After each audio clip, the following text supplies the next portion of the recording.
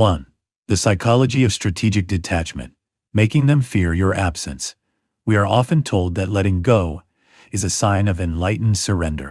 The original text uses the metaphor of a tree, which does not cling to its fruit but lets go when the time comes.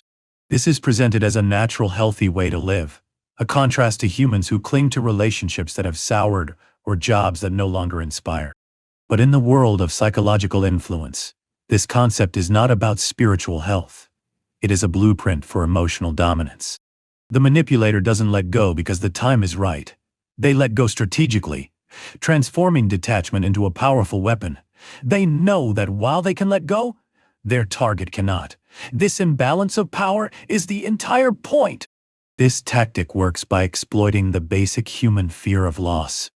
The average person, as the text notes, struggles deeply with letting go, confusing possession with love. When you cling, you signal your need and hand over all your power. The manipulator does the opposite. They simulate the tree's detachment. They create a dynamic where they are the prize, the source of nourishment, and you are the fruit, desperate not to fall. When they sense you becoming too comfortable, they will strategically withdraw. This release is not about growth. It's about control. It is a calculated move designed to trigger your deepest anxieties.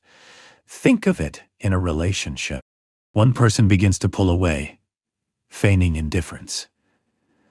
They are not letting go because clinging would rot the fruit. They are letting go to see how frantically you will fight to stay on the branch. This sudden, cold detachment is a pattern of intermittent reinforcement. It creates a state of panic. The victim, fearing the emptiness that follows, scrambles to regain the manipulator's approval and affection.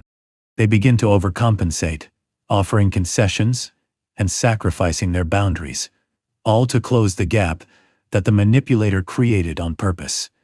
The original wisdom says, this release creates space for something new. The manipulator uses this same principle.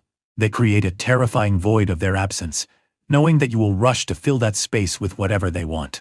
This isn't weakness disguised as surrender.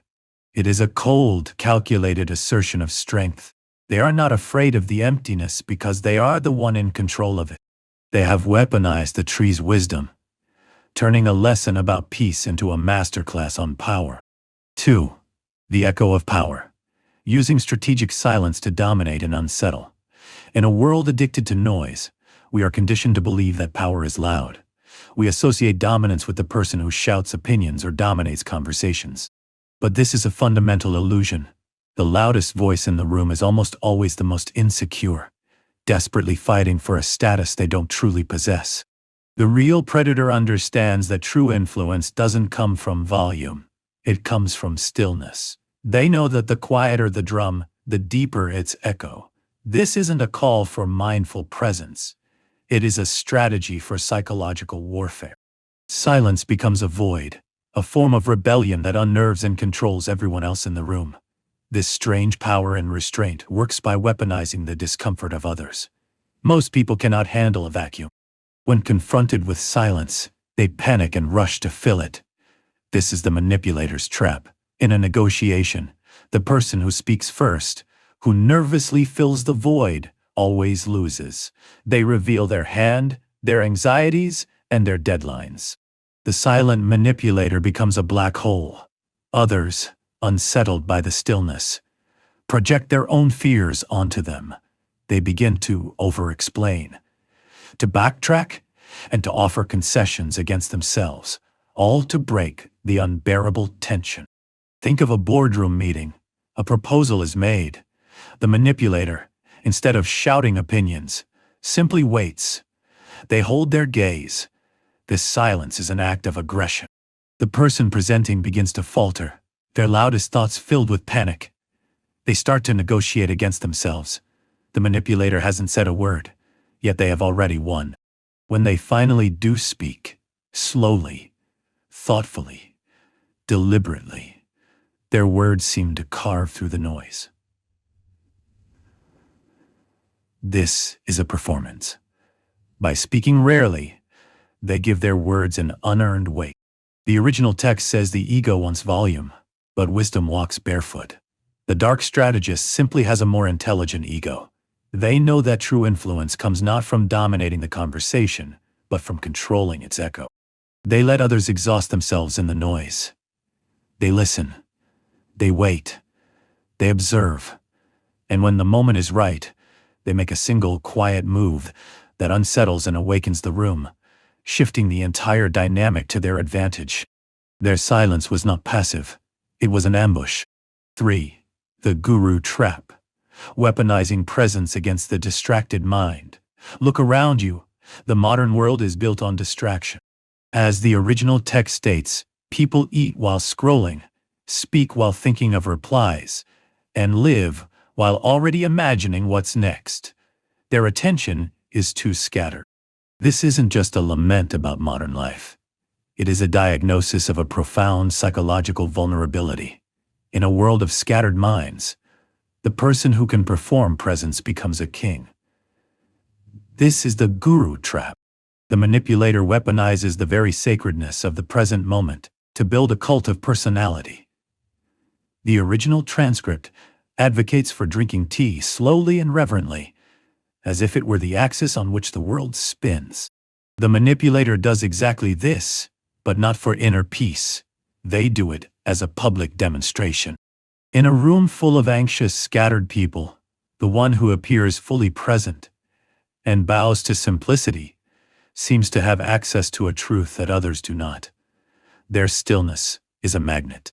People, desperate to escape their own chaos, are drawn to this aura of calm. They mistake a curated performance for genuine wisdom. This is how a con artist or a cult leader operates. They don't rush. They speak slowly. They make you feel, in that moment, that nothing is missing. They offer you a temporary antidote to your scattered attention, and this hit of pure presence is highly addictive. You are not falling for their ideas. You are falling for the feeling they give you. While they appear to be focused on the now, they are actually focused on you, your needs, your weaknesses, and your desperation. Their reverence is not for the ordinary. It is for the opportunity you are presenting them. They create a bubble where there is only being. Inside this bubble, you feel safe, seen, holy. But the bubble is a cage. The manipulator uses this slowness and intimacy to gain your absolute trust.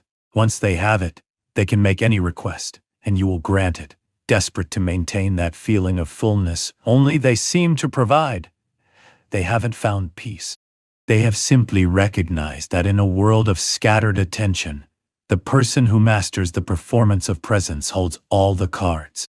4. Plausible deniability. The art of covert influence. Forget the loud, obvious aggressors. The most dangerous psychological operators are the ones you never see. They are the ones who walk without leaving a trace. The original text speaks of this as the highest form of presence, a selfless, egoless way of moving through the world, like wind through trees. But in the world of dark psychology, this is the absolute pinnacle of manipulation, the art of plausible deniability. It is not about being a parent who raises without binding. It is about being a predator who leaves no fingerprints. Your goal is to shape reality, destroy a rival, or plant an idea, all without disturbing the surface of the world. The average person lives loudly. They leave a trail of regrets, resentments, possessions, and judgments. This is amateurish and weak. Their urge to be remembered makes them predictable and easy to counter. The master manipulator has no such ego. They love without controlling, or rather, they guide without controlling. They give without attaching, or rather, they plant information without being attached to its discovery. They do not carve their name into every surface. They let you destroy yourself. This is the art of inception. Why force an outcome when you can make your target believe it was their idea? In an office, the manipulator wants to sabotage a colleague. They won't live loudly by complaining to HR.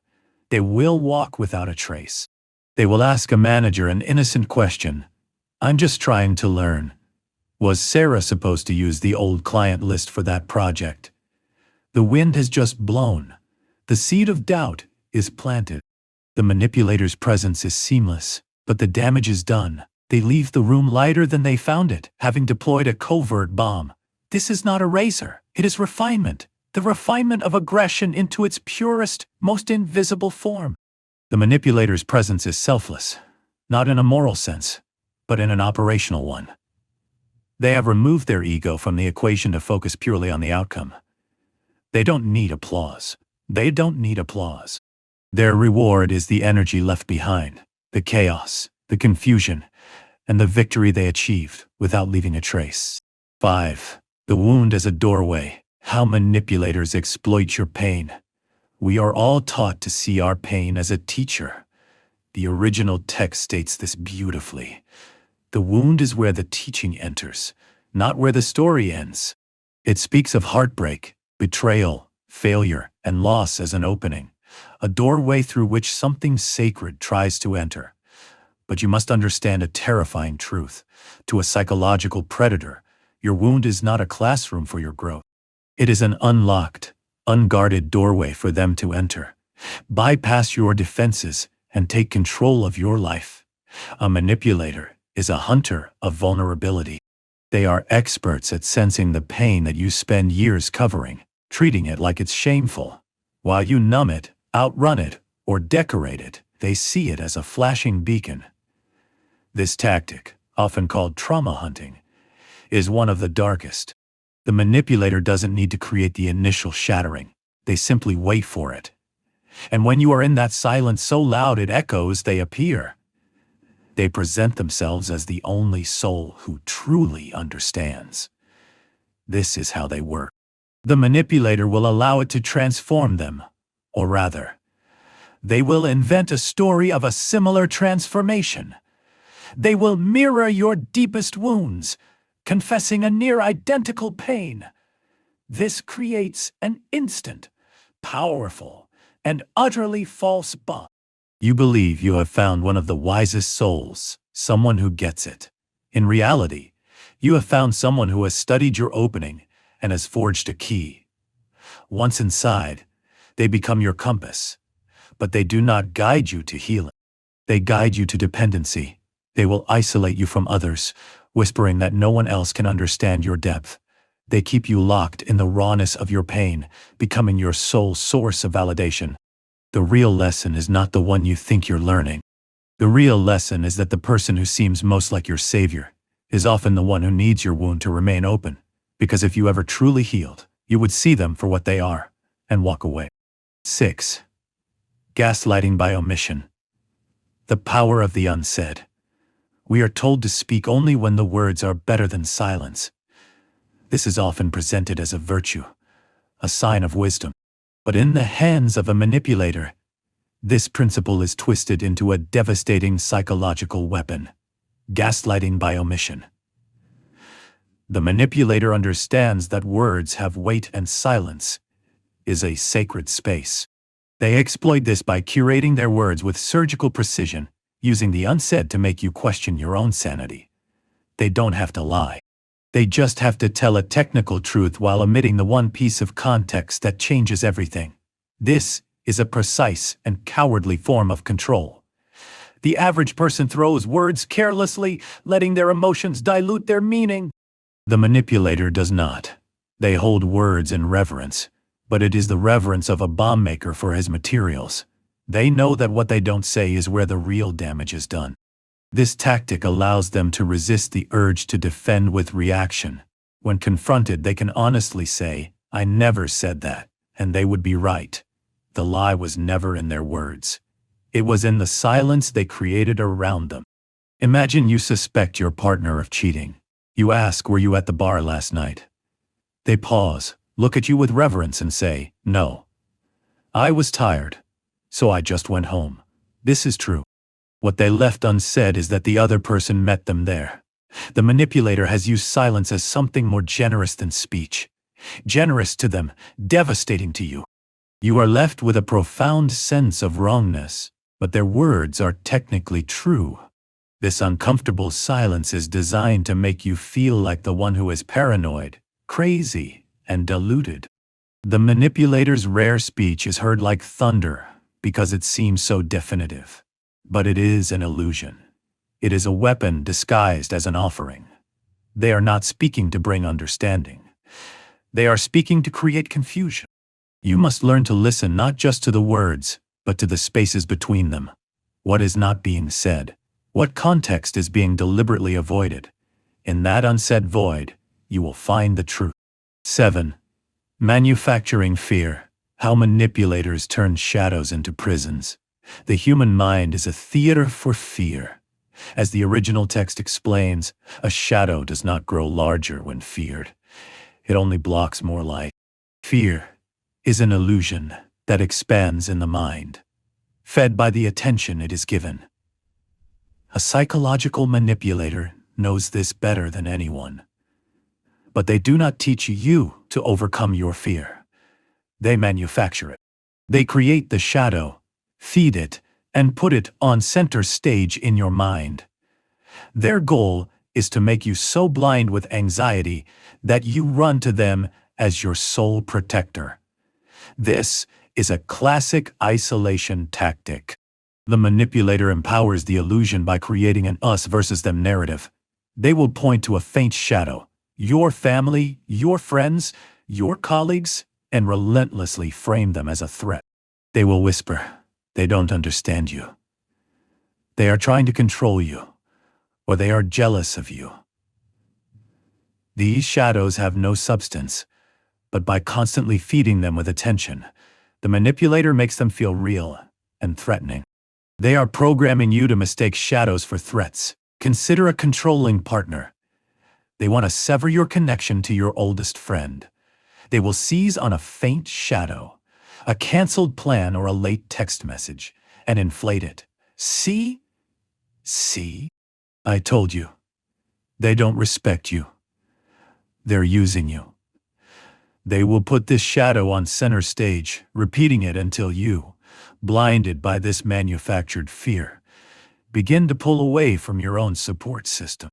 The tragedy is not the presence of the shadow, it's what gets missed because of it. You lose your joy, clarity, and connection, all because the manipulator has convinced you to stare at an illusion. Once you are isolated, the manipulator becomes your only source of light. They have successfully blocked more light from all other sources, positioning themselves as your only ally in a world full of danger. They didn't have to lock you in a room. They simply built a prison of shadows in your own mind. You must learn to question your fears. Are they real, or are they illusions being fed by attention? Who profits from you being blind? 8. The malignant pause, weaponizing inaction and ambivalence. Our world celebrates the doer. We are conditioned to see action as strength and stillness as weakness. This is a fatal misunderstanding of power, and one that manipulators exploit with ruthless efficiency. They understand that knowing when not to act is often the most powerful choice of all. But this is not the patient, wise restraint of a sage. It is a cold, calculated, malignant pause. It is the decision to do nothing while you pour gasoline on your own life. This discipline is not about avoiding a storm. It's about letting the storm destroy a target. When a person is in a panic, when everything inside screams to respond, they are desperate for a reaction from others. This is the moment the manipulator deploys their inaction. By offering nothing, no validation, no argument, no support, they amplify their target's panic tenfold. The target, met with this cold stillness, begins to spin out of control. This strategic ambivalence is designed to make the other person self-destruct. Imagine a colleague having a public meltdown, screaming to respond. They are looking for a fight. The fool leaps in and argues, adding gasoline to the fire. The manipulator, by contrast, waits. They simply watch. This silence makes the colleague look completely unhinged and irrational by comparison. The manipulator, by doing nothing, is perceived as the mature, wise one, all while their rival publicly implodes. They never had to attack, they just had to hold back. This tactic also works by withholding support. A person is struggling and asks for help. The manipulator knows when not to act. They offer a vague, non-committal response and wait. This inaction forces the target to either beg, giving the manipulator power, or fail, eliminating a rival. The manipulator's hands are clean. They didn't act. They just trusted something deeper, their own cold calculation. Stillness is not always peace. Sometimes it is a predatory tactic. 9. The architecture of control. Designing the illusion of freedom. What if your freedom was nothing more than a well-designed cage? The original text uses a powerful metaphor. The fish in the net still believes it is swimming free. It feels motion and mistakes it for liberty, but every choice is bounded. This is not just a philosophical concept. It is the single most important objective for a master manipulator. They do not want to be your jailer. They want to be your architect. They want to build you a net so comfortable, a cage dressed like comfort, that you never even realize you are a prisoner. The manipulator knows that humans live like this too. They believe they are free because they can choose between two brands or two opinions. As long as a person feels they have a choice, they will rarely question the net itself. The manipulator's entire strategy is built on this premise. They will never say, "You must do this." That would expose the trap. Instead, they use choice architecture. They will offer you 2 or 3 options, all of which lead to the exact same outcome. Their victory: consider a controlling partner. Their victory: consider a controlling partner. They don't say you are not allowed to go out with your friends. Instead, they will say, "Do you want to stay in and watch a movie with me? Or should we order food and just relax? I've had such a hard week." The choice is an illusion. Both options result in the partner staying home. The victim mistakes motion for liberty, feeling like they made the decision. This cage is dressed like comfort and even care, but it is a cage nonetheless. The victim's choice is bounded, but they can't see the bars. This is psychological herding. You don't force the sheep, you just build the fences. The manipulator's goal is to make the awakening painful. They want the illusion to be far more comfortable than the truth. If the fish ever realizes it's caught, the manipulator will ensure that the hollow feeling of truth is more terrifying than the comfort of the net. Freedom begins with awareness. You must start to question the net. Are your choices real, or are they just different ways of swimming free inside a trap? 10. Baiting the fool. How to win a war without fighting. An ancient proverb states, "A fool rushes to win the war. The wise find a way not to enter the battle." This is often misinterpreted as a pacifist call for peace. It is not. It is a cold, ruthless blueprint for strategic victory. The wise person doesn't avoid the war. They simply find a way to win it without getting their hands dirty. The entire strategy is to bait the fool. You identify the fool, provoke their ego, and let them charge headfirst into conflict, destroying themselves while you remain untouched. The manipulator knows that the fool sees opposition as a test of strength. They are driven by impulse, pride, and a desperate need to be right.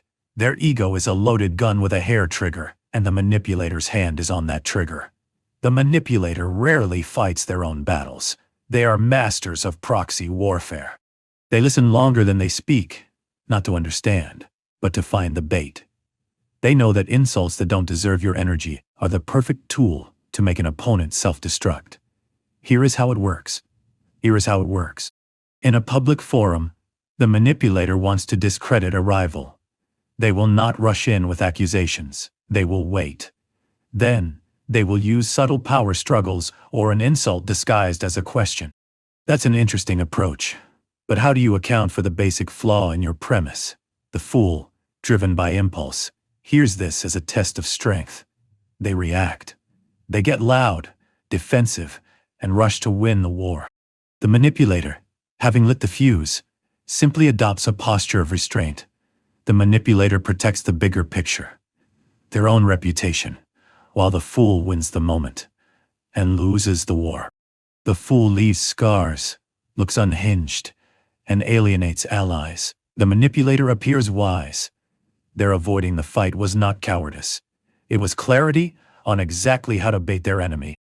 When you feel that thrill in the clash, you must stop and ask the wise question: should I even be here?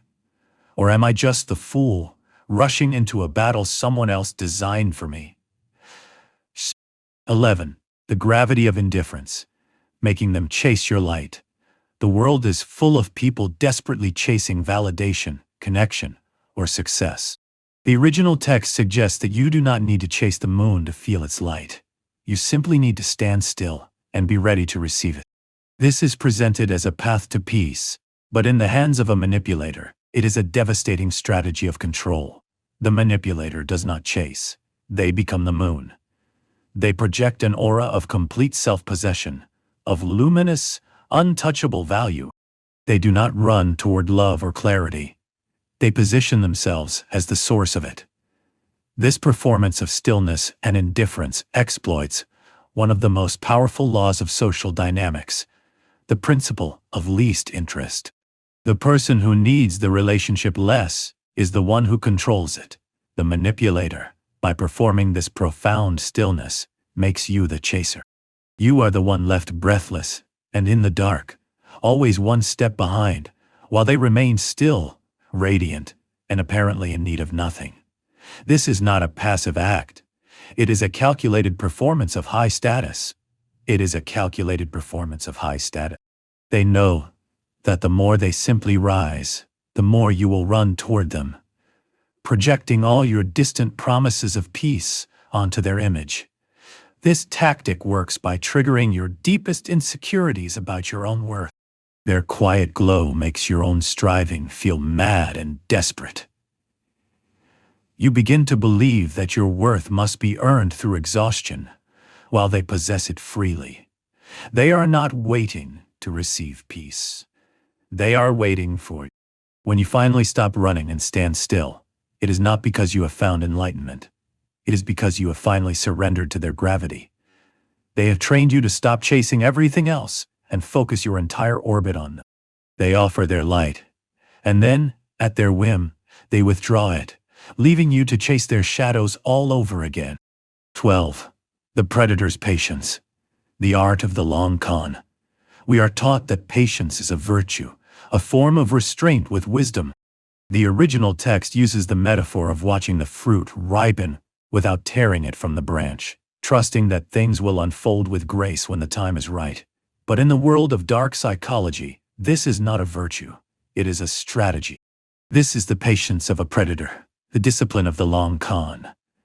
The manipulator knows that rushing a target, whether for a relationship or a decision, only creates bitterness and sabotage. It puts the target on guard. Instead, the manipulator employs a deep, unsettling patience, aligning with timing to wait for the perfect moment to strike. This is not a passive delay. It is an active discipline. The manipulator watches without grabbing and supports without pressing, not out of kindness, but to build an unassailable foundation of trust. They are the helpful colleague who supports you for months, the loving partner who never makes demands, the wise mentor who trusts you to make your own choices. All the while, they are staying rooted, waiting for the unseen work to happen. They are waiting for you to become vulnerable, to lower your defenses, to ripen. The impatient mind is easy to spot. The manipulator, by contrast, whispers, "Let it be." They are not ripening away from you.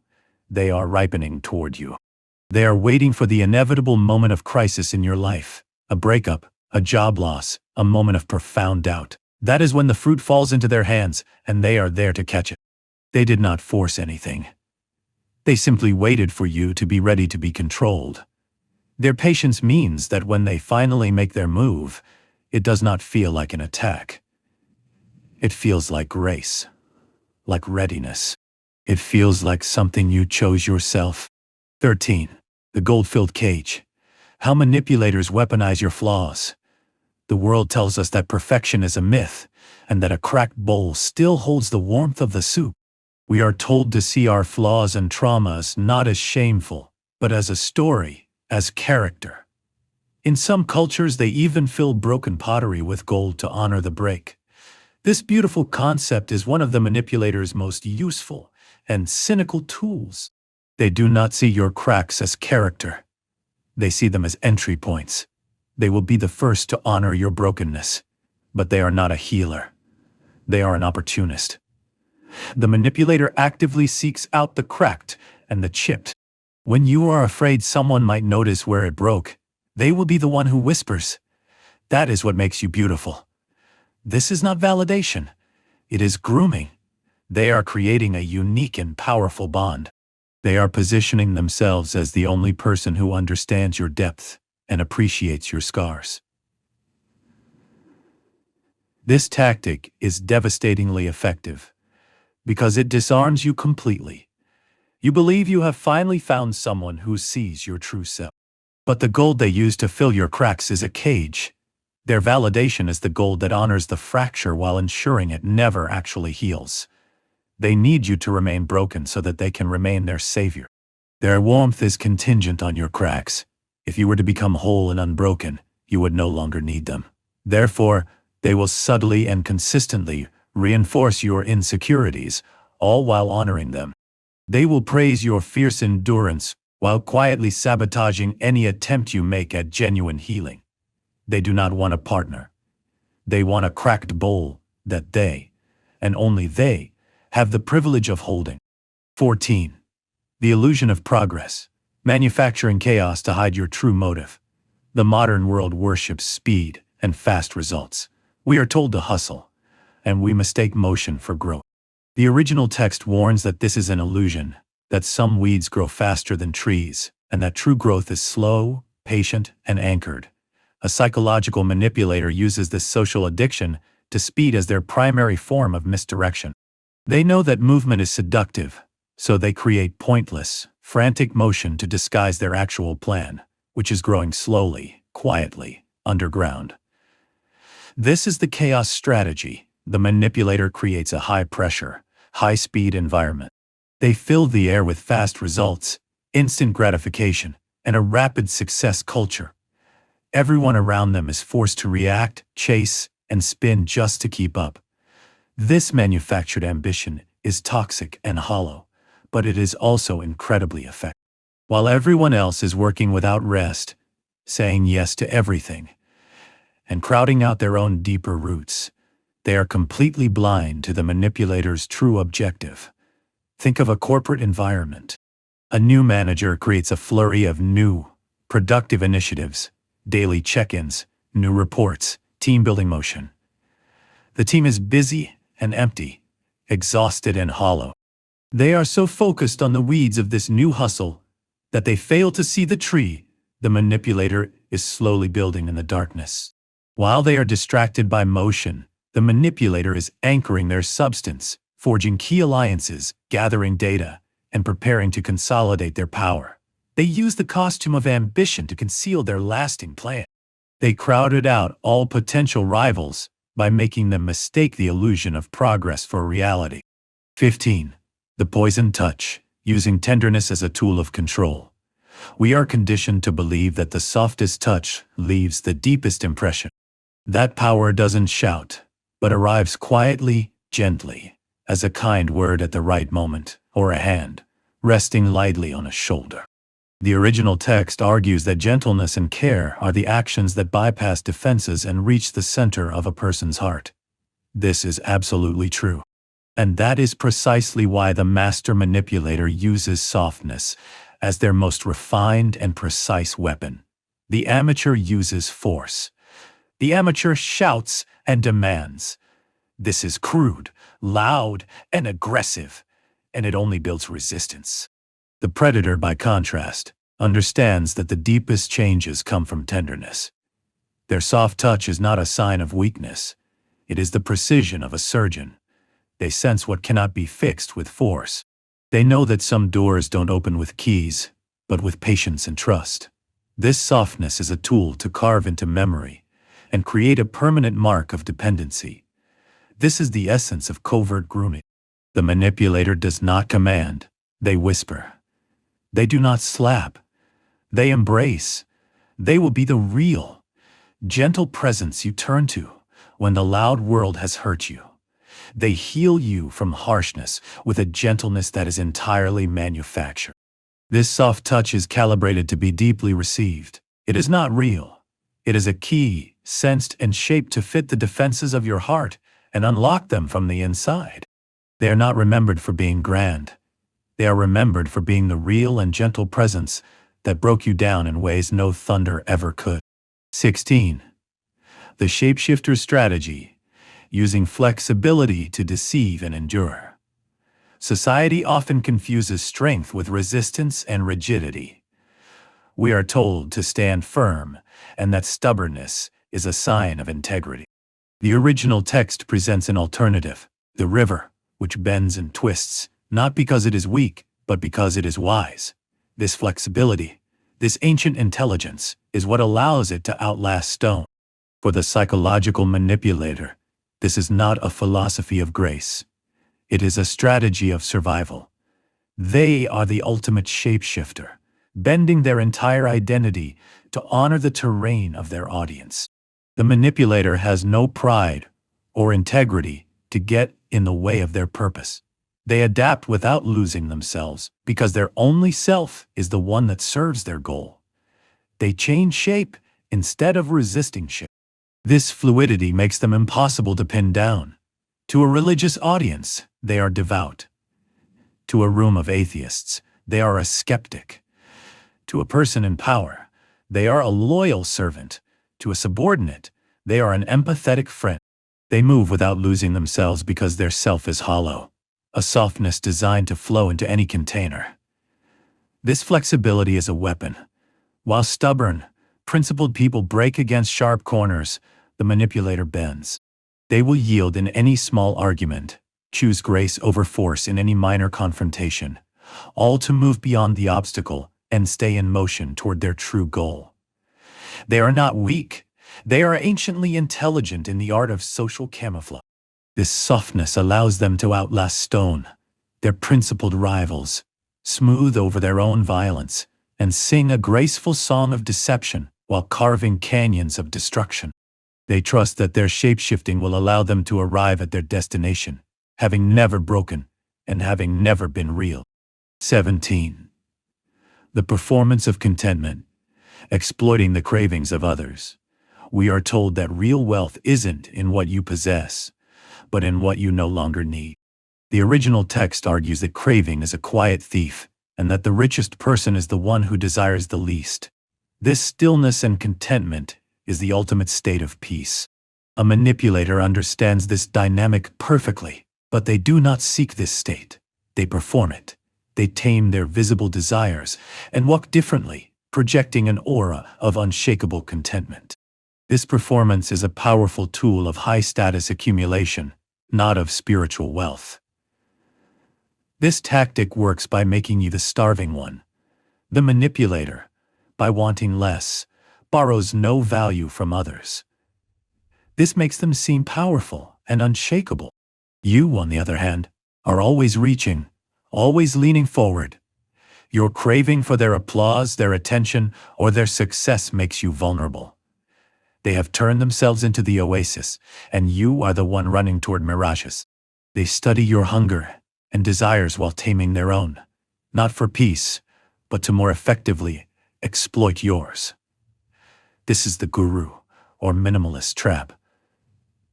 The manipulator enjoys what they have, breathes more deeply, and laughs without need. This stillness is a magnet for those caught in craving. People flock to them, desperate to learn their secret. The manipulator's wealth is not contentment. It is the power they accumulate from the desires of others. They are free of craving only in their performance. In reality, they are rich because they need nothing from you, except your desire for what they pretend to have. They have found that the greatest trophy is not in possessing things, but in making others desire them. 18. Forensic listening, profiling a target by absorbing their truth. The common wisdom is that he who listens learns twice. Real listening is presented as a selfless, humble act that suspends the ego, builds empathy, and absorbs someone else's truth. It is a way to connect, to heal, and to become safer to trust. This is precisely why the manipulator has mastered the art of forensic listening. They do not listen to connect, they listen to collect. Their empathy is a simulation, and their open ear is a weapon. The manipulator listens twice, just as the original text suggests.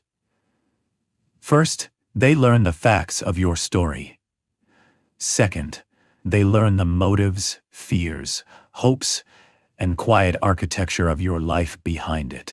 They suspend the ego not out of humility, but for data collection. They make space for you to reveal more and trust them. While you are opening up, feeling heard for the first time, they are profiling you. They are identifying your weaknesses, your triggers, your unmet needs, and your blind spots. This is not a classroom, it is an interrogation. The manipulator collects knowledge that cannot be taught, only caught. They are catching the smoke of your insecurities. You remember who truly listened, and you trust them. This trust is the weapon they were sharpening all along. When the time comes to influence your decision, sabotage your confidence, or isolate you from your support system, they will not be guessing. They will be using the truth you absorbed into them. They reveal what one's ready to become because they are the ones who will now shape it. They listened, and now they control the experience behind your story. 69. The courage of the open heart.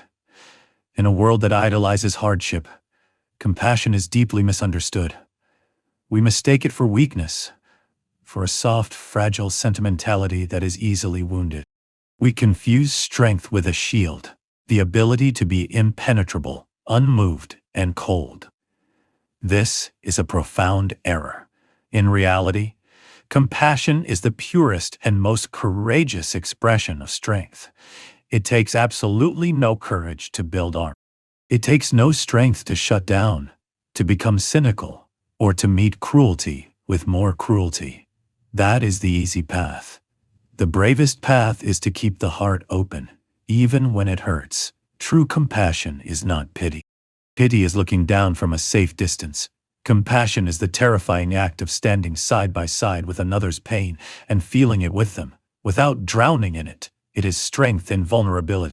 It is the steady hand that reaches out, not from a place of superiority, but from a place of shared understanding. It does not judge the pain. It simply makes space for it. The world has convinced us that caring too deeply makes us fragile. But compassion is not about sacrificing yourself. It is about determination to sacrifice your humanity. It is a quiet, fierce rebellion against the cynicism that plagues modern life. This is an active, not a passive, force. In a moment of anger, it is the strength to choose empathy. In a moment of betrayal, it is the courage to seek understanding. Compassion does not deny the reality of suffering. It dares to transform it. It sees the world clearly, with all its flaws, and refuses to flinch or turn away. It holds that space without collapsing. This is a power far beyond the crude strength of domination. Anyone can turn cold. That is a simple defense mechanism. But to remain kind in the face of cruelty, to stay gentle amid violence, to be patient in the storm, that requires a strength that is almost superhuman. It is the discipline of determination to let the darkness of the world extinguish the light in your heart. That is not softness. That is the definition of power. 58. The bamboo strategy. Using resilience as an excuse for cowardice. We are taught to admire the bamboo, a symbol of true strength. It doesn't fight the wind. It bends. It is strong but flexible. While the rigid tree snaps, the bamboo sways, survives, and rises again. This is a powerful lesson in resilience. It is also the perfect excuse for the manipulative coward. They do not emulate the bamboo to survive. They emulate it to avoid ever having to stand for anything. This is the bamboo strategy. The manipulator who uses this tactic has no core. They have mistaken a lack of conviction for flexibility. Their strength is not in their roots. It is in their hollowness. When the winds of life blow, they do not just bend, they collapse. But they frame this collapse as a conscious choice. Yes. When a moment of conflict arrives, when they are asked to stand up for a principle, defend a loved one, or take a risk, they will bend. They will flow with the change, adapt to the pressure, and let go of control. But this is not grace. It is abdication. They are not being resilient. They are being spineless. They will use this philosophy to justify their betrayals. They didn't lie, they adjusted to the terrain. They adjusted to the terrain. They didn't abandon you. They flowed with the current. They have embraced the paradox to such a degree that they have no shape left. They are the rare kind of strength that doesn't shout, resist, or shatter. In fact, they are not there at all. They have bent so far they have disappeared, leaving you to be snapped by the wind. 21. The acoustic mirror, using depth to expose and control. We are taught that truth is found in depth. The original text uses a powerful metaphor. The deepest cave often holds the clearest sound. The deepest cave often holds the clearest sound. In that perfect stillness, far from the noise of the surface, even a whisper echoes like truth. This depth is presented as a path to honesty. But in the hands of a manipulator, this principle is inverted. They do not seek the deep, quiet space. They become it. They transform themselves into an acoustic mirror. A silent, profound void, forcing you to fill the silence and expose your own voice, which they can then capture, distort, and use against you. This is a tactic of profound, passive interrogation. The manipulator mimics the traits of the deep cave. They appear still, untouched, and reflective. They speak rarely, letting their words land with an unearned weight. In a world addicted to volume, their silence is magnetic and unsettling. You, accustomed to the noise of the surface, find this depth terrifying and magnetic. You feel compelled to speak, to fill the void, to make a sound just to prove you are there. This is the trap. Every word you speak, every secret you whisper, echoes back with perfect clarity. Not to you, but to them. They are not listening to understand you. They are listening to record you. Like the cave, they are a perfect hollow container. They offer no resistance, no judgment, and no competing noise. This encourages you to reveal more, to go deeper, to confess the fears and desires you have never spoken aloud. You mistake this for a sacred connection, believing you have finally found someone deep enough to hear your real voice. In reality, they are simply gathering ammunition. When the time is right, they will use their own echoes against you. The truths you reveal in that deep silence will be brought to the surface, twisted and weaponized, to control your reputation or ensure your compliance. The manipulator's voice was never the one that mattered. Their power came from creating a silence so profound that you defeated yourself with your own. 22. The strategy of the fool, using feigned ignorance to disarm. The world presents us with a false choice. It is better to argue with the clever than to sit with a fool. The original text counters this, suggesting that sitting with a fool in silence is peace, while arguing with the clever in haste is a fire that wounds everyone. The dark strategist, however, sees a third, more powerful option: become the fool. They deliberately adopted a mask of harmless ignorance, a tactic of strategic disarmament. While everyone is busy underestimating them, they are silently mapping the battlefield and winning the war without ever appearing to fight. This is a powerful form of ego baiting. The clever person, driven by a need to prove their intelligence, sees the manipulator's fool persona as an easy target. They rush in with their articulate arguments, their complex logic, and their desperate need for victory. The manipulator, in their fool's disguise, simply absorbs this. They ask simple questions. They appear confused. This act is designed to do two things. First, it frustrates the clever person, pushes them into haste, and makes them sloppy and emotional. Second, it makes the clever person reveal everything: their strategies, their triggers, and their ultimate goals. The manipulator knows that haste is the enemy of clarity. By playing the fool, they control the tempo of the entire engagement. They are never rushed. They are never provoked, because a fool cannot be insulted. This stillness is not weakness, it is masterful.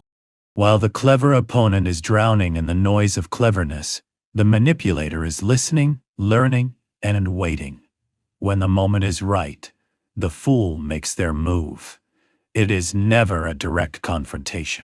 Instead, they use the information they gathered to bypass the argument entirely.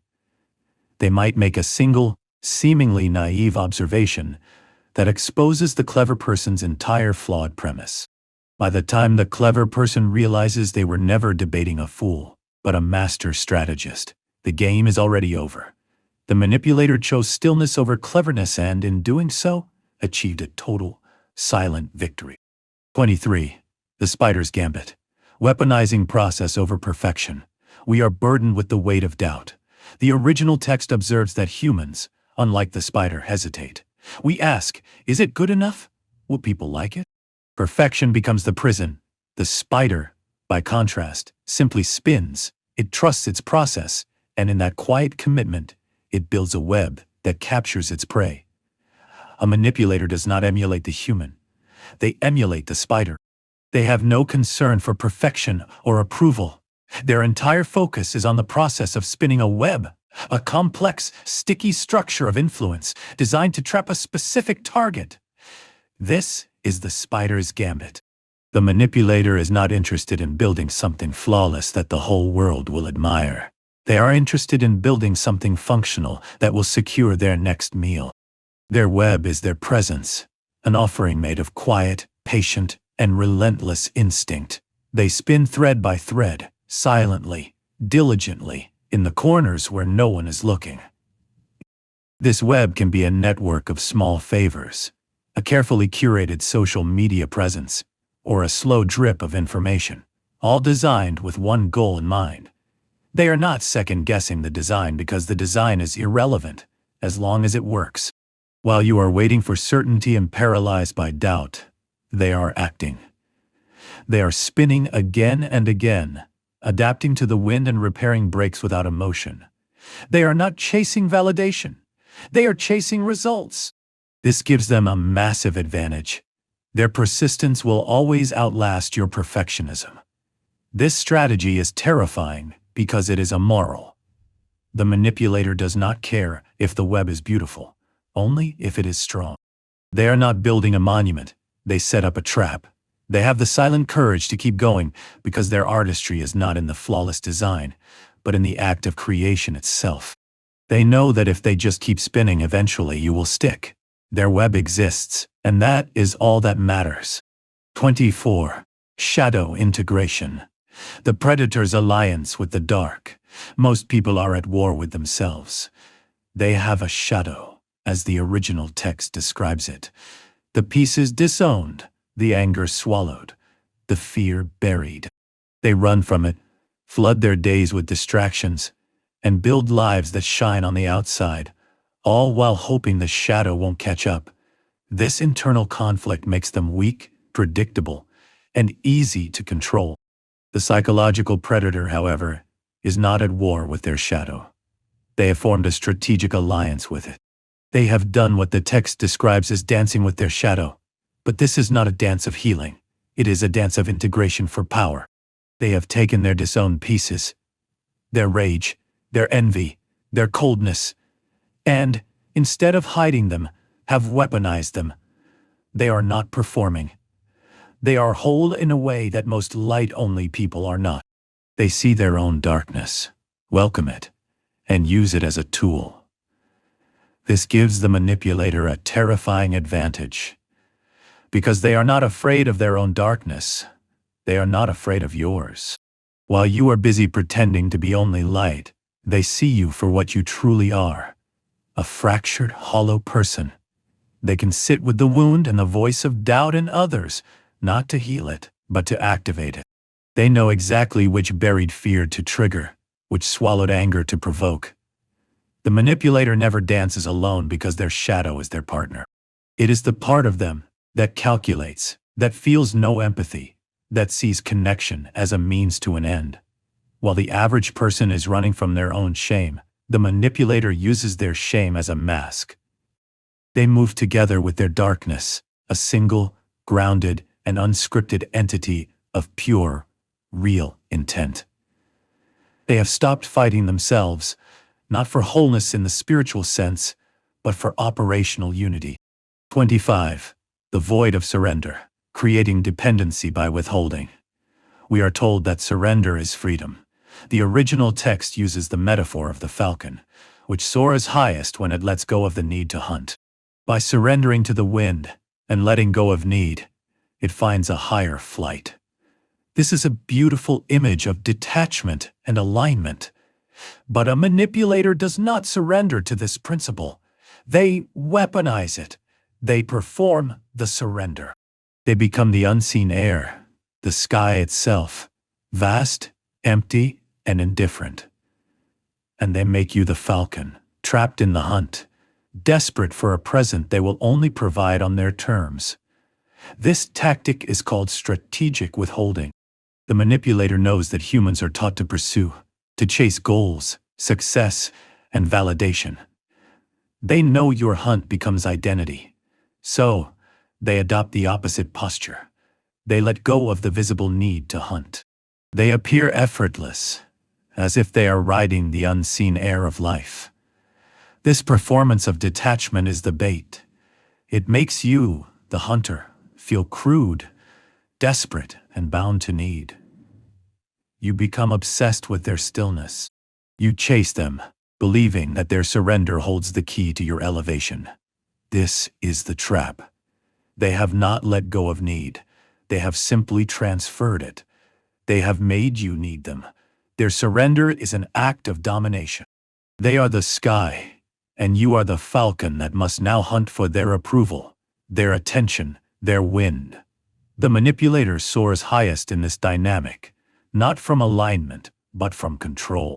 They will let the wind lift you with a moment of affection or validation, only to let go again, dropping you from the sky and forcing you to climb back up.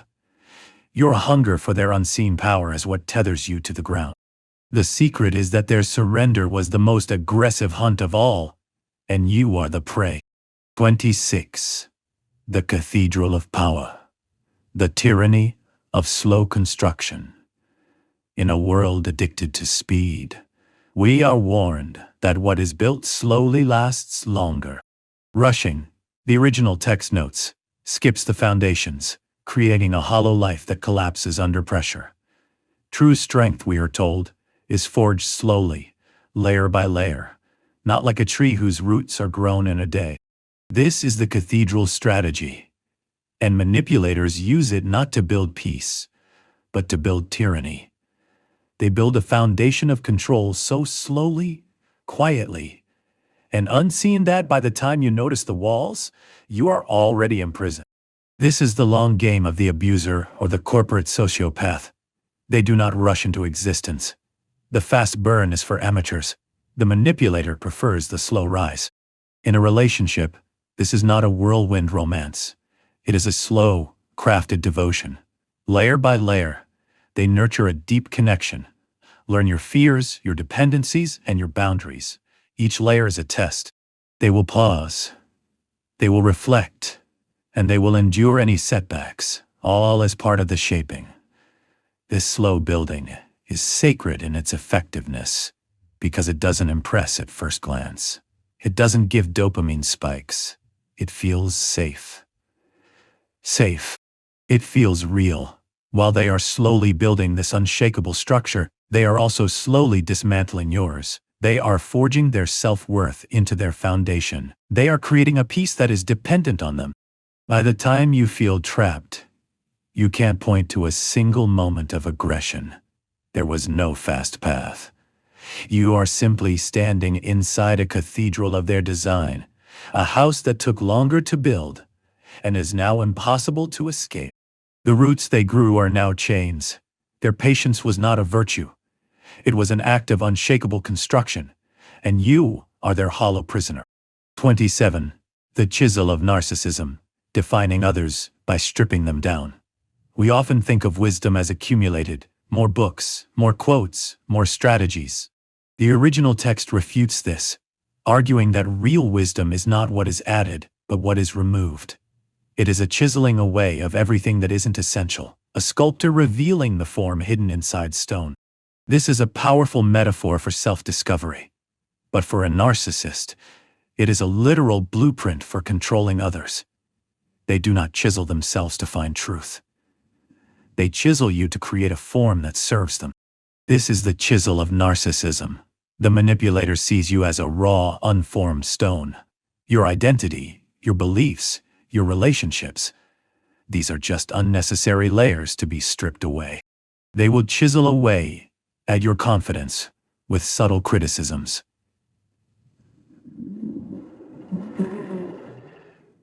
They will remove your support system by questioning their motives, asking which voices are echoes of someone else.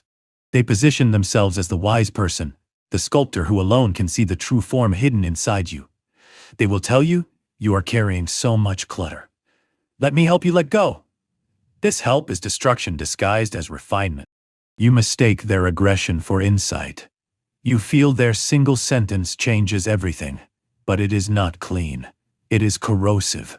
The goal is to chisel you down until less of you remain. They need to remove your pride, your ego, and your resistance until the space left behind is empty. This emptiness is not wisdom. It is a vacuum they can fill. They didn't help you find your truth. They removed your truth and replaced it with theirs. You are their sculpture, hollowed out and defined by their hands.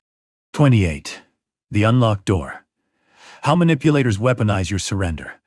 We are often told that frantic effort is the key to success. We are the fist pounding on the door, demanding an answer, mistaking noise for progress. The original text offers a spiritual alternative. The door doesn't open to noise. It opens to stillness. It opens when the knocking ceases. This act of surrender, of trusting the silence, is presented as the path to entry.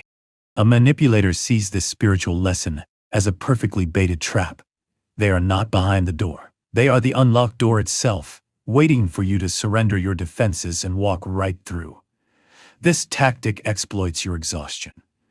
This tactic exploits your exhaustion.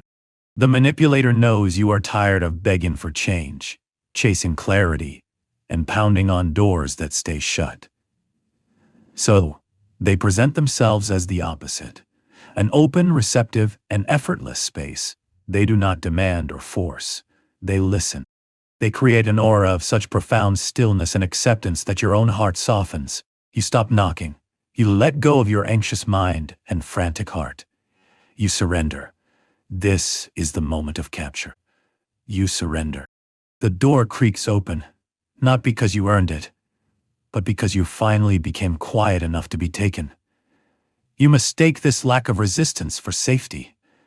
You walk through the threshold into their space, believing you have finally found peace. In reality, you have stepped out of the world you knew and into a cage where they control the environment. The lesson was never in the knocking.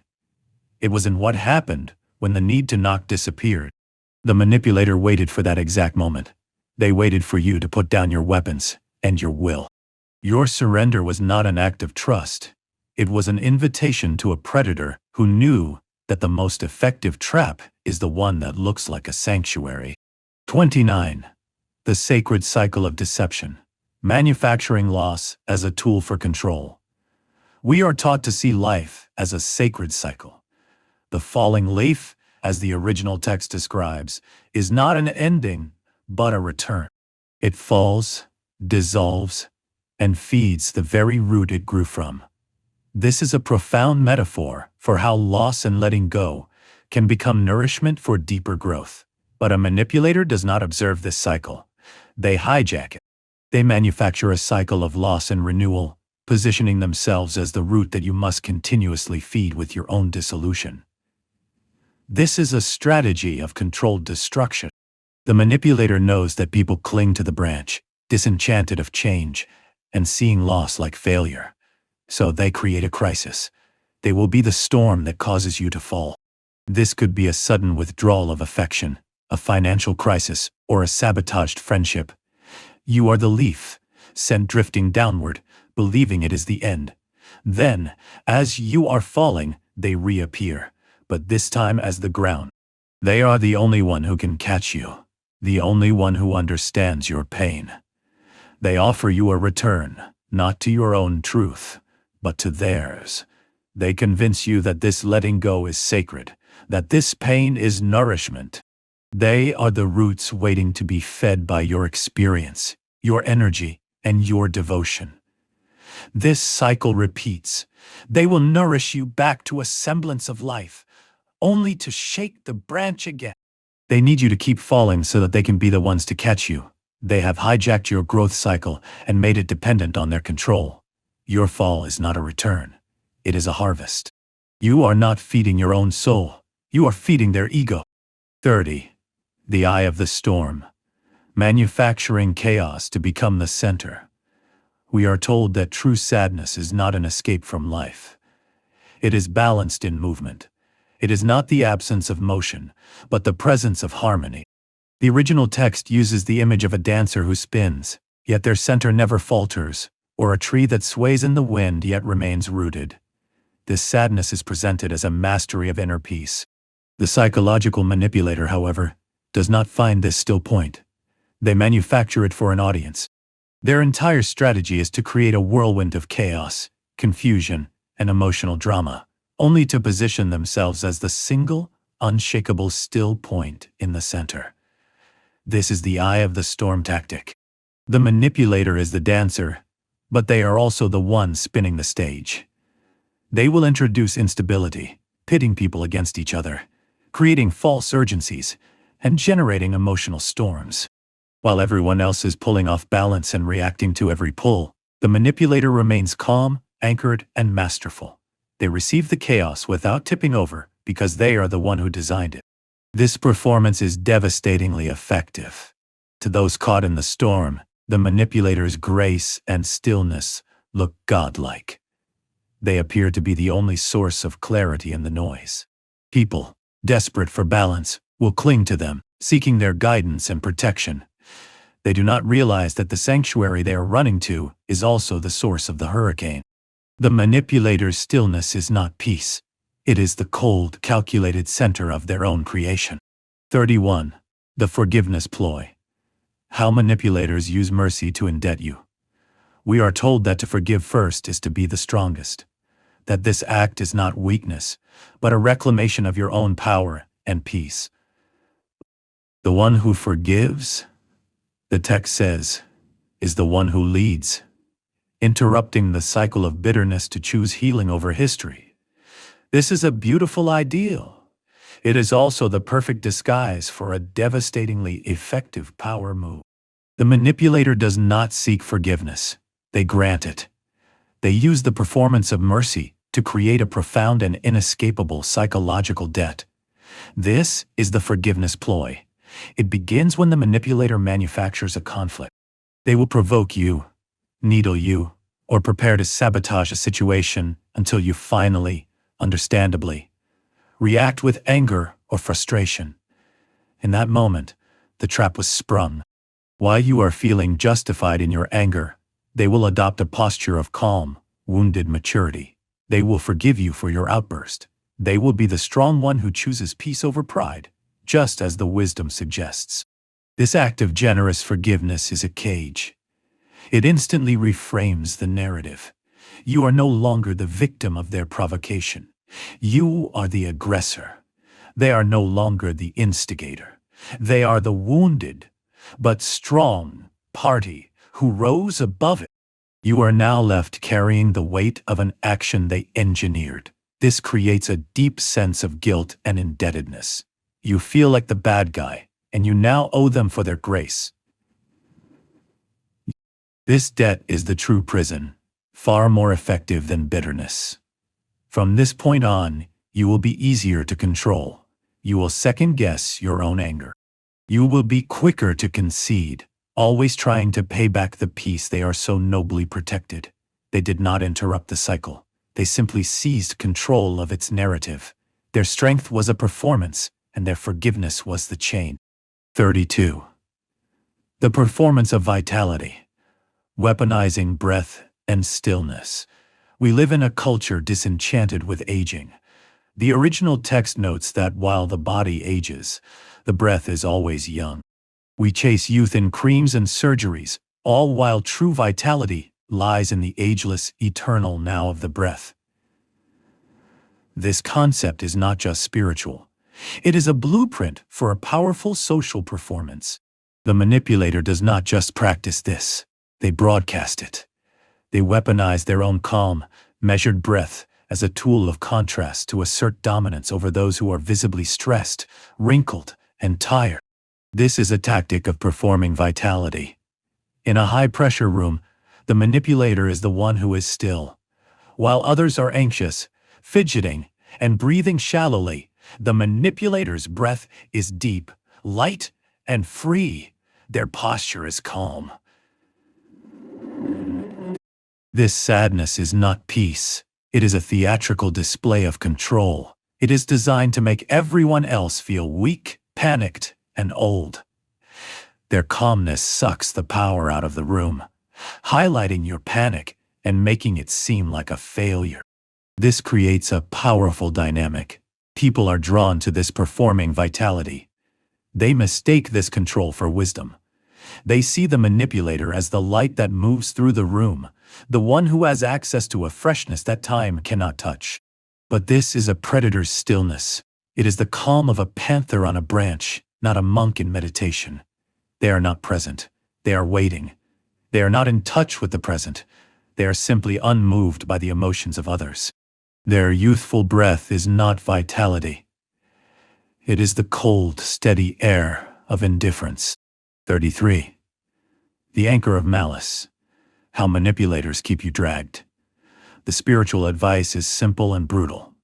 Let go or be dragged. We are told that we must unclench, stop dragging the weight of what isn't ours anymore, and choose freedom. This advice places the entire burden of power on the victim. It assumes that the chain is in your hand. But the master manipulator knows this, so their entire strategy is to ensure that they are the one holding the chain. They are the anchor that keeps you tethered to the past, making it impossible to let go. This is the anchor of malice. The manipulator's goal is to become the ghost you cannot release. They will not allow you to heal or move on. They will purposefully keep the wound open. They will relitigate old arguments from years ago. They will bring up your past failures with a tone of wounded concern. They will remind you of old dreams that didn't unfold, all while blaming you. They will never let the barbed wire be cleanly broken. The dragging is the point. They know that as long as you are tethered to them, you cannot be the author of what comes next. Your life is still moving forward, but you are stuck in their orbit, forced to crawl. They will make letting go feel like an act of cruelty or abandonment. They will feel their own pain, making you feel guilty for wanting to fly. Your choice is no longer simple. You are not the prisoner of the past. You are the prisoner of their refusal to release you from it. 34. The need vacuum. Manufacturing scarcity to control your desire. The world tells us that need is weakness. The original text states that need creates the illusion of emptiness, and that to be without need is to possess everything. When the flame of desire dies, contentment remains. A manipulator understands this dynamic intimately. But they did not seek to extinguish the need. They seek to monopolize it. They weaponize this concept by performing a profound lack of need, thus turning themselves into a black hole that sucks in all of your desire. This is the need vacuum.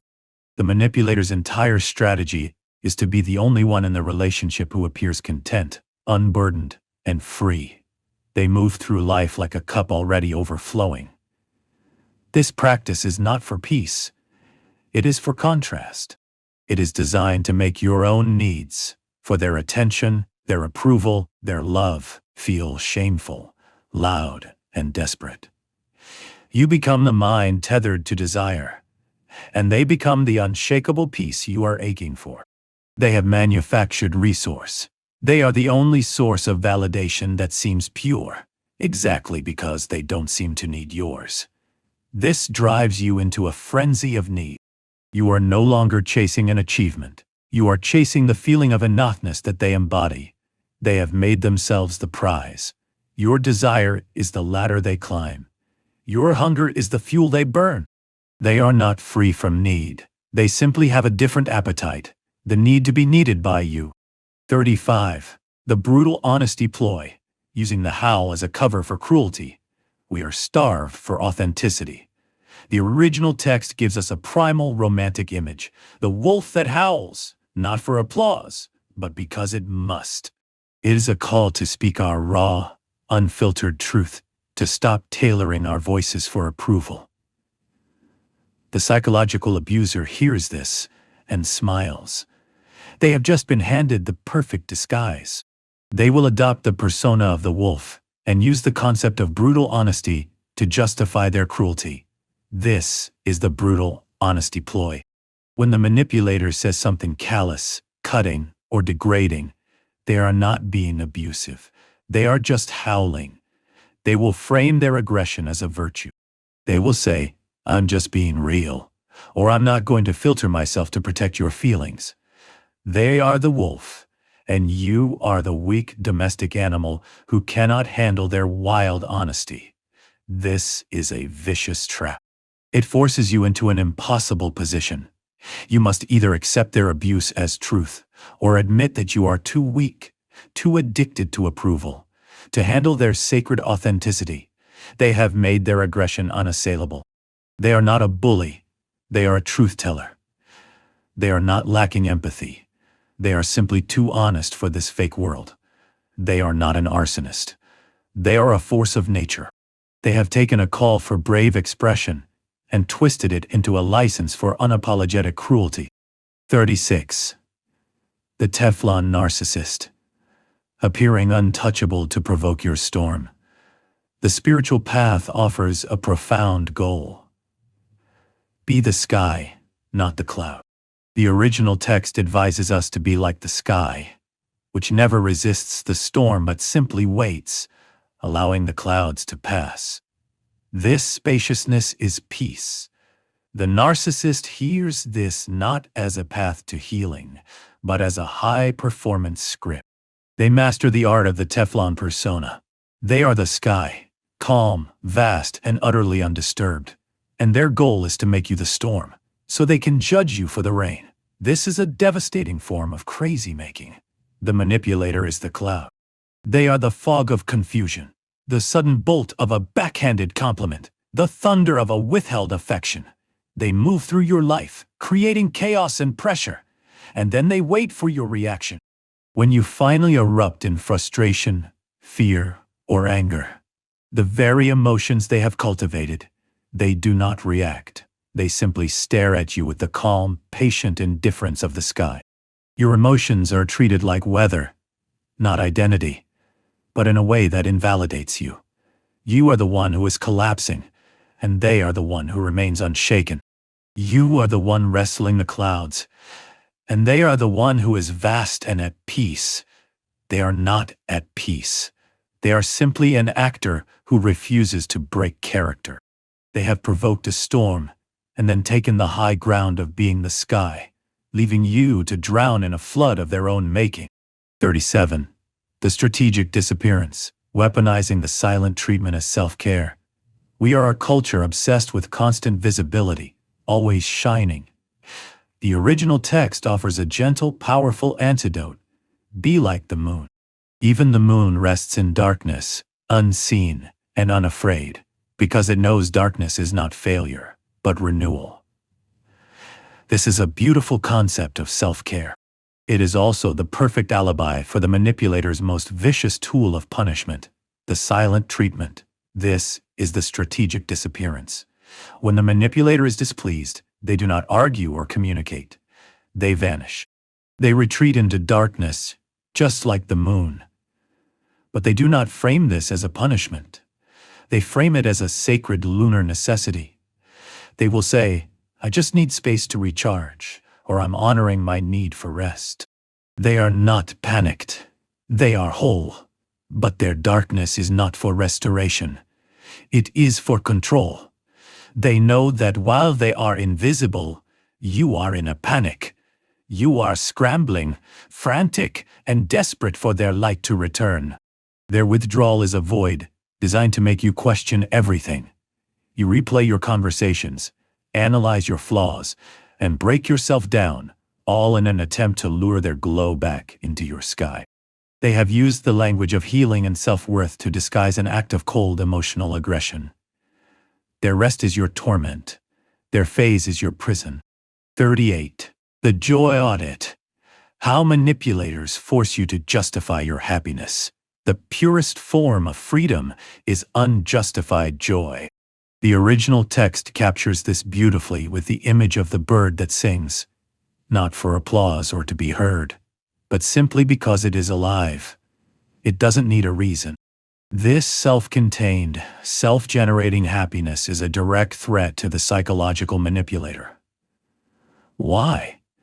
Because a person who sings for no reason is a person who needs nothing, and a person who needs nothing cannot be controlled. So, the manipulator employs the joy audit. They cannot steal your joy directly, so they will poison it by forcing you to justify it. They cannot stand to see you laugh for no reason or creating without a goal. They will not celebrate with you. They will interrogate you. You are visibly happy. They will ask, "What's so great?" With a subtle edge of cynicism. You are excited about a new hobby. They will ask, "But how are you going to monetize it? Or do you really have time for that?" They force you to find a reason for your joy. And in that precise moment, the magic is gone. The song is stuck in your throat. They bury their instincts under a pile of should and shame and striving. They make your happiness seem foolish, naive, or undeserved. They are the voice that asks the bird if it really thinks its voice matters against all the other noise. And in that question, the singing stops. 39. The erosion strategy. How manipulators use soft aggression to reshape you. We are trained to fear fire. The original text notes that fire gets the glory. It roars, dazzles, and consumes with visible power, but it burns out. The text tells us to look to water, which is soft, silent, and persistent. It sees in, adapts, and slowly reshapes the world through endurance. A master manipulator has learned this lesson. They are not on fire. They are water. Their aggression is not a flame. It is an erosion. This is the erosion strategy, a form of slow, invisible violence. The manipulator does not need to scream or explode. They know that real growth and real destruction happens in the moments no one sees. They will not attack you with a single fiery blow. Instead, they are the gentle, persistent touch that wears you down. It is the subtle criticism disguised as a joke. It is the broken promise that slowly carves away your trust. It is the way they gently, patiently move past a boundary, over and over, until the rock bends and the unmovable is moved. This tactic is terrifying because it is so deniable. How can you fight a present? How can you argue with softness? They are not fighting you. They are just flowing. All the while, this water is smoothing your edges, drowning your instincts, and reshaping you into someone who fits their needs.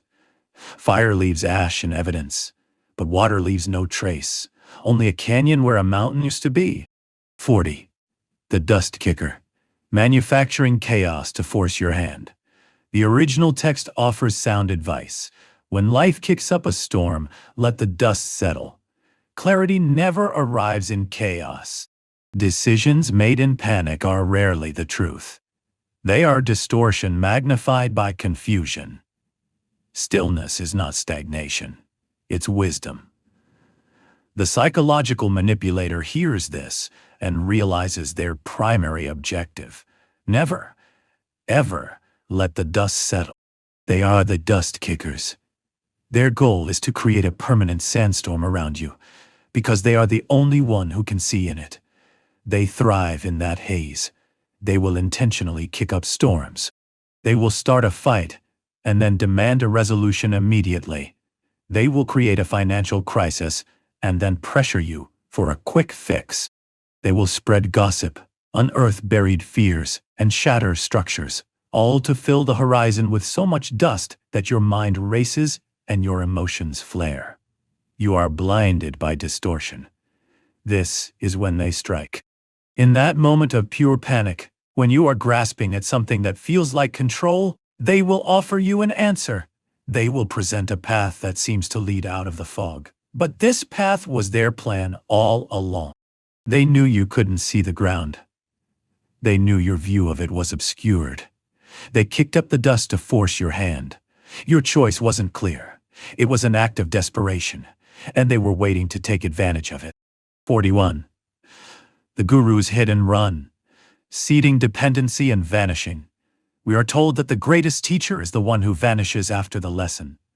The original text presents this as a noble act. This teacher does not demand loyalty or seek to be followed. They make themselves unnecessary. They offer a lesson, perhaps one of transformation, and then disappear, trusting that the lesson has been planted and that you will remember yourself, not them. But in the world of psychological manipulation, this is not the act of a teacher. It is the signature move of an artist. This is the guru's hit and run. The manipulator masters this role.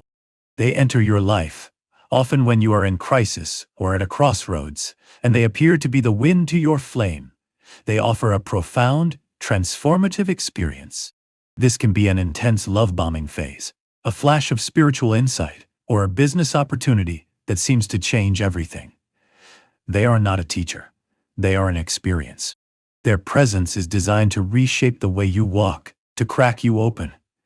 And then, just as you have come to rely on this new, intense source of light, they vanish. This disappearance is not an act of neglect. It is a calculated withdrawal. They have planted their seed, and now they leave you to obsess over it. Their goal was never to make you independent. Their goal was to make you addicted. By vanishing, they make themselves the unreachable standard. You are not left empowered. You are leaving haunted.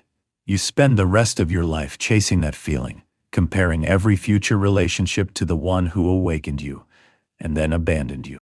They did not become unnecessary. They became a ghost that you can never exorcise. 42. The gaslighter's gambit.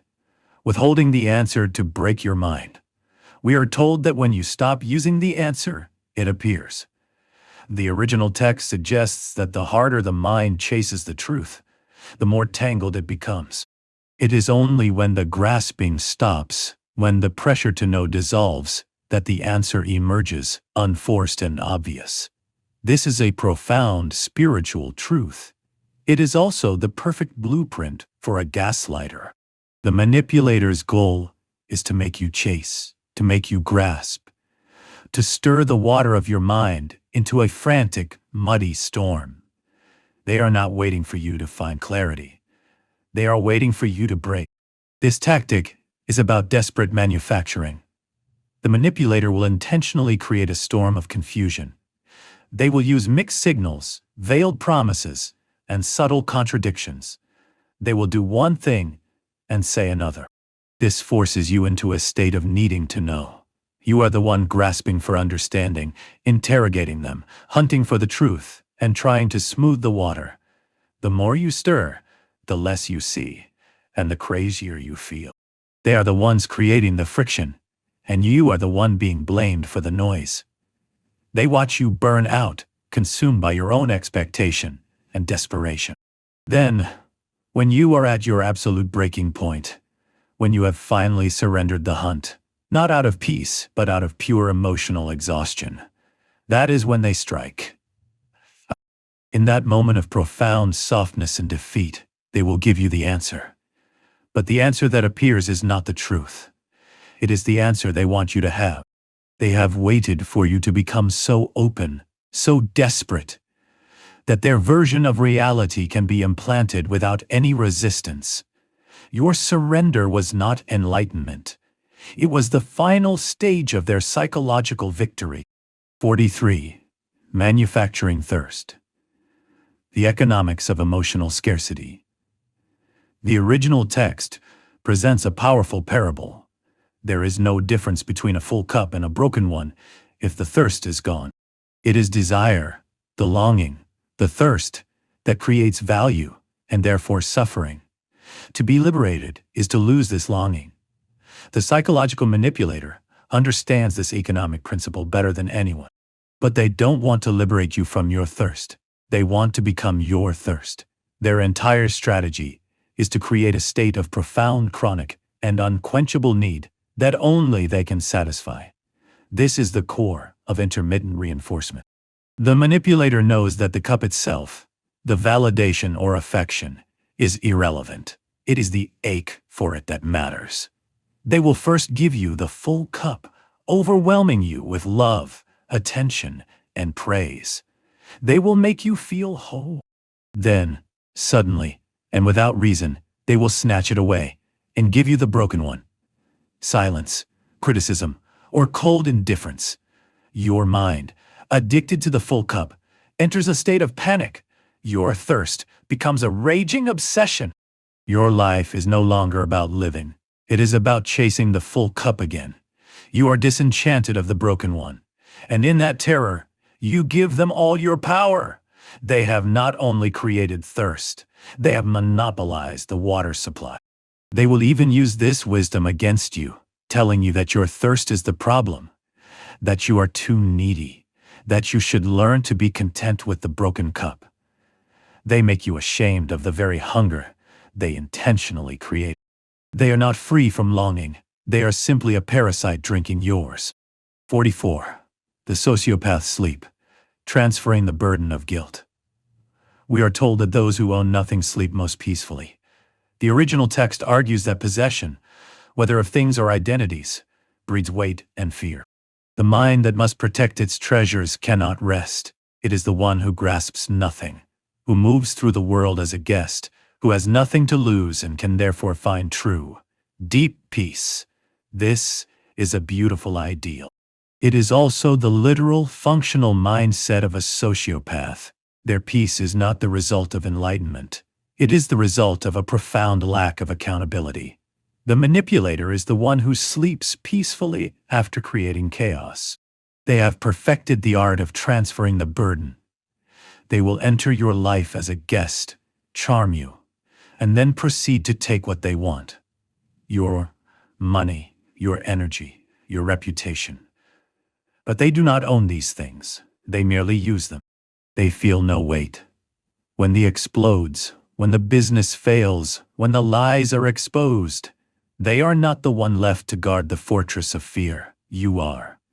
You are the one left with the broken house, the unpaid debts, the emotional trauma. Your mind is the one that is kept alert, running imaginary scenarios, haunted by what was lost. The manipulator, having grasped nothing, simply moves on. They sleep peacefully because they have successfully transferred the entire psychological weight of their actions onto you. Your insomnia is the price you pay for their peace. Their freedom is not spiritual. It is a parasitic escape. They are not unburdened. They are simply unfeeling. 45. The parasite's peace, justifying laziness as spiritual bypassing. The world, as the original text says, tells you that rest must be deserved. We are taught that to stop is to fall behind, that our worth is carved into our exhaustion. The text offers a beautiful alternative. Rest is not earned, it is reminded. It is our nature, an instinct we have forgotten, a return to wholeness. This profound truth is the perfect shield for a psychological parasite. They have remembered rest perfectly, and they intend to practice it at your expense. This is the strategy of the spiritual loafer. The manipulator uses this wisdom as a justification for their own profound laziness and lack of contribution. They are the partner who stretches out in the sun, the roommate who meditates for hours, all while you are the one grinding away, paying the bills, and managing the household. They have remembered their nature, and their nature, it seems, is to be served. Any attempt to hold them accountable is met with a condescending, spiritual revival. You are not asking them to do their share. You are a victim of the productivity myth. You have forgotten your nature. You are lost in the illusion of doing, while they are enlightened in the art of being. They use this script to make you feel guilty for your exhaustion, as if your fatigue is a sign of your spiritual failure. At the same time, they will do everything in their power to make sure you never rest. They need you to stay in the grind because your exhaustion is the currency that buys their peace. Your labor is what they sacrifice to achieve their wholeness. 46. The arsonist guru, creating the fire that only they can heal. We are told that awakening does not begin with light, but with weight. The original text states that suffering is often the first garment of awakening. It is an uninvited, unbearable ache that strips away every illusion of safety.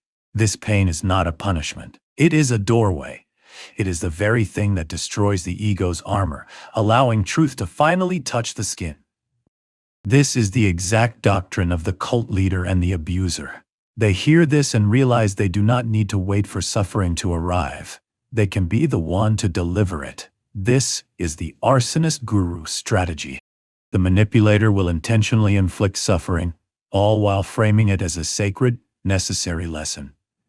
They are not abusing you. They are awakening you. They are awakening you. They are the teachers, and this heartbreak, this failure, this humiliation is the doorway. They are the rough cloak, and the pain they cause is the garment of your transformation. They will methodically destroy your false certainty by isolating you from your friends and family.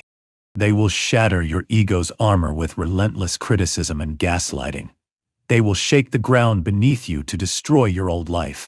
All the while, they will be whispering that this is for your own good, that this pain is the beginning of clarity, that they are the only one brave enough to guide you through this fire. The suffering is not the doorway. It is the cage. They have created the fire and positioned themselves as the only source of water. Your awakening is not a transformation. It was a total, devastating capture. 47. Spiritual bypassing, using breath as a tool to silence you. The original text offers a beautiful, simple path. Let your breath be your prayer. You do not need words or rituals. The breath itself is the oldest language, a cycle of receiving and releasing, of faith without effort. It is a holy return to the present moment. This is a profound tool for inner peace. It is also the ultimate tool for a manipulator to completely invalidate your reality. They will use this concept not to heal you, but to silence you. This is the tactic of spiritual bypassing. You come to the manipulator with a real, legitimate, and painful problem. You are filled with anger, grief, or confusion. You have words that need to be spoken and heard. You are seeking accountability or connection. You are seeking accountability. Instead of listening, the manipulator dons the mask of a spiritual guide. They will not engage with your words. They will tell you that your words are the problem. They will say, stop running. Stop performing. Your mind is what is causing the pain. Just be here now. Let your breath be your prayer. This is not an invitation to presence. It is a command to shut up. They are modified, reframing your valid emotional response as a spiritual failure. You are not enlightened enough. You are not in the moment. You are not as holy as they are. They have successfully dodged all accountability, dismissed your pain, and made you the problem, all while appearing to be the more evolved person. They have used a tool of life like a conversational gag. 48. The predator's gaze, observing your fire to control your flames. We are told that the mind is a fire, and we should not burn in it, but observe it. The original text advises us to become the witness, the still air around the flame. This is the path to peace, to watch your thoughts rise and fall without being pulled into their gravity, to see the craving and the fear, and know that it is not you. This is the exact psychological posture of a predator. They have mastered the art of being the witness, not for peace, but for power. The manipulator is the still clear. They do not get entangled in emotion, not because they are enlightened, but because they are cold. They have stepped outside the fire of human connection And from that detached vantage point, they observe, they watch you. They see your fire, your passions, your rages, your griefs, your fears. You mistake their profound stillness for wisdom, for strength, for a grounded presence. You think they are so centered. In reality, they are a scientist studying a specimen in a jar. Their detachment is not peace. It is a diagnostic tool. It is a diagnostic tool. It allows them to observe your fire with perfect cold clarity. They see exactly what fuels you. They see your patterns, your triggers, and your deepest weaknesses. Because they are not burning, they have all the power. They are the witness, and this gives them the precise knowledge they need to control your flames. They can stoke your anger, starve your joy, or extinguish your confidence, all from their safe, still, and predatory vantage point. 49. The cold wind. Using anger to extinguish your clarity. The original text describes anger not as a fire, but as a cold wind. It is a sudden, sharp, invisible force that blows out the lamp of the heart, extinguishing compassion, clarity, and your ability to see without distortion. It shrinks your world and leaves you in the darkness. This is a perfect description, but it misses the agency. A manipulator does not just feel this anger. They use it. They are the wind, and their goal is to blow out your lamp, leaving you cold and blind. This is a tactic of deliberate destruction. The manipulator's anger is not a spontaneous loss of control. It is a precise, calculated, and terrifying tool. It is often deployed over something small and insignificant, a sudden, disproportionate gale that comes from nowhere. This sudden wind is designed to do one thing: make you panic. It is not a hot rage that invites a fight. It is a cold, sharp wind that makes you feel unsafe. Your lamp flickers. Your clarity is gone. All your energy is immediately redirected from your own life to manage their storm. You are so busy trying to protect your own flame, so busy trying to calm their wind, that you lose your own center. You're sorry. You back down. You concede. You back down. You concede. You are left in the dark, shaken and confused, apologizing for a storm they created. They, by contrast, are now calm. The wind has passed. They did not lose control. They asserted. They successfully extinguished your clarity and left you stumbling. 50. The parasite's praise, grooming you to be the soil. We are taught that true strength is not in the spotlight. The original text uses the metaphor of the soil. It stays silent, works in the dark, and nourishes the tree, finding fulfillment in the rising of others without credit or applause. This is presented as a quiet, foundational greatness. This is also the perfect script for a parasitic relationship. The manipulator does not want to be the soil. They want you to be the soil, so they can be the tree, taking everything you have. This is a tactic of praise-based grooming. The manipulator will be the first and loudest to celebrate your humility. They will praise you for being their rock, their foundation, the soil that allows them to grow.